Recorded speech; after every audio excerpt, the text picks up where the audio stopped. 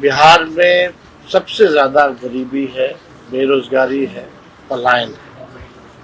जो बजट भी आया बिहार सरकार का, उसमें गरीबों के बारे में कुछ भी नहीं। जो जाति आधारित जो गणना हुई, उसके हिसाब से भी बजट जो है नहीं बना। जो 94 लाख परिवार जो गरीब पाए गए, उसमें उनके लिए भी कोई विशेष ध्यान जो है सरकार ने नहीं दिया। अपराध भ्रष्टाचार बढ़ता जा रहा है।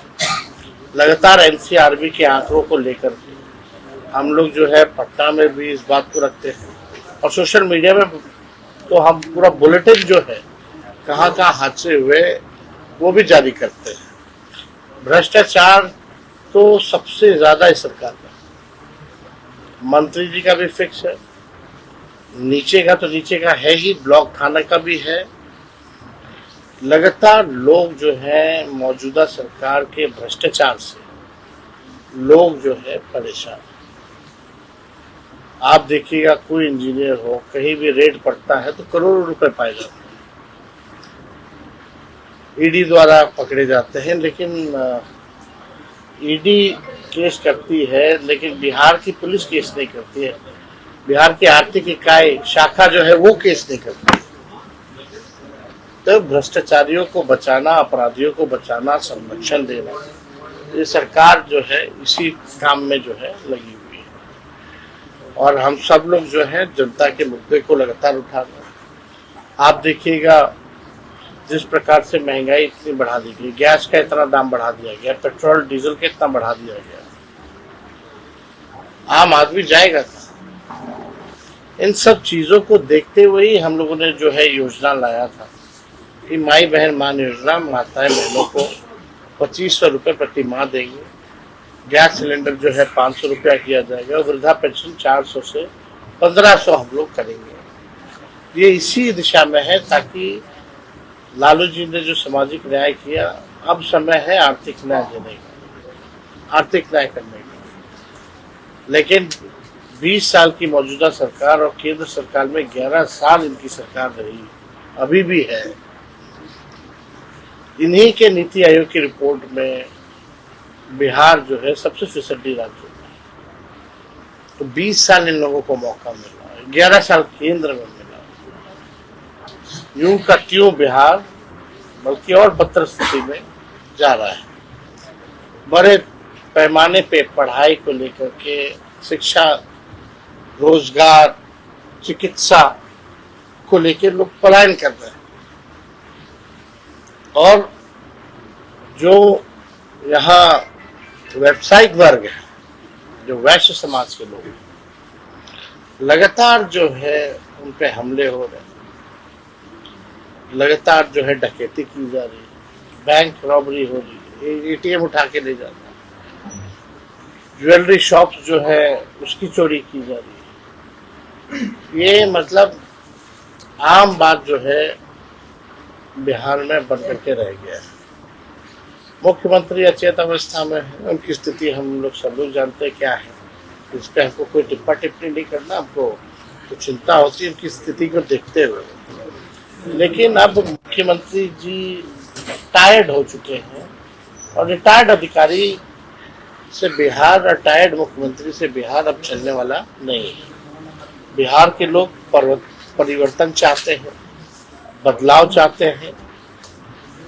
बिहार के लोग जो है अपने राज्य को विकसित देखना चाहते हैं, और केंद्र सरकार ने भी बजट में बिहार के साथ सौतेला व्यवहार किया। प्रधानमंत्री जी भी आए तो हम लोग तो पूछते हैं, भाई कि आप 11 साल में गुजरात को कितना दिए और बिहार को कितना दिया, इस पे बात करें। कहीं कोई बात नहीं। प्रधानमंत्री आते तो बोलते अब बाढ़ को लेकर के हम लोग काम करेंगे, तो इतना दिन से क्या बाढ़ निमंत्रण कर रहे थे? क्या बाढ़ को निमंत्रण दे रहे थे? 11 साल तक क्या किया बिहार के लिए? बाढ़ को लेकर के स्पेसिफिकली क्या किया प्रधानमंत्री?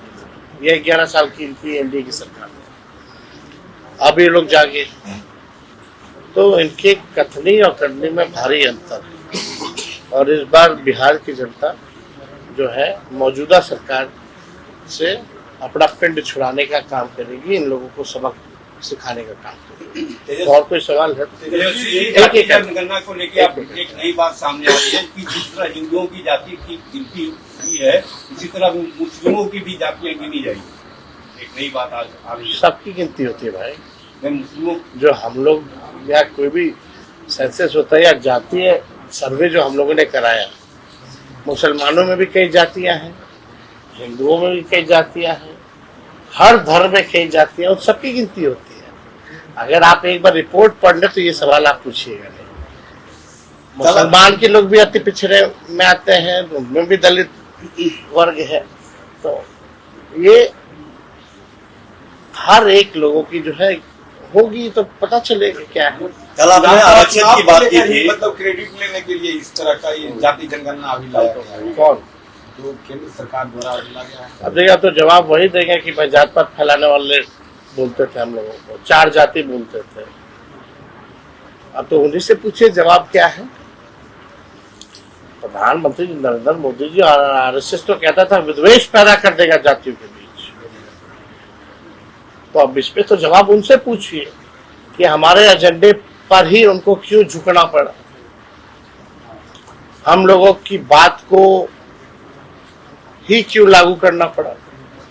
और कोई उनका नया निर्णय नहीं है, ये निर्णय हम ही लोगों का था जब लालू जी राष्ट्रीय अध्यक्ष जनता दल के थे। तो देवगौड़ा जी प्रधानमंत्री थे, 96 का कैबिनेट का डिसीजन है, उसी डिसीजन को लेते हुए इन लोगों ने किया है।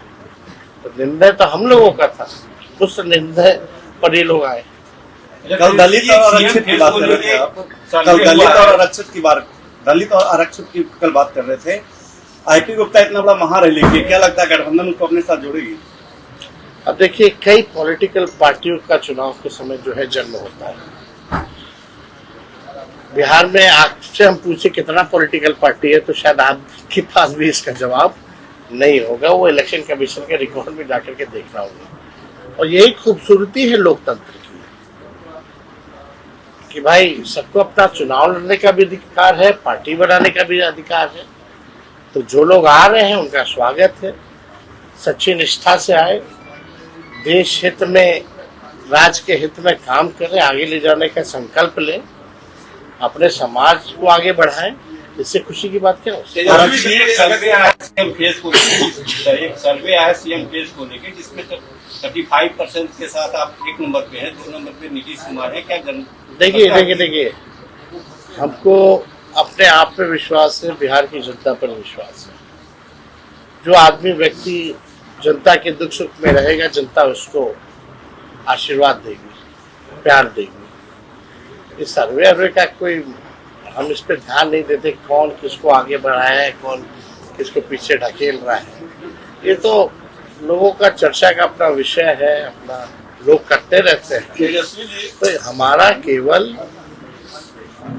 मकसद केवल जो है सरकार बनाने का ही नहीं है, बल्कि बिहार के निर्माण का है।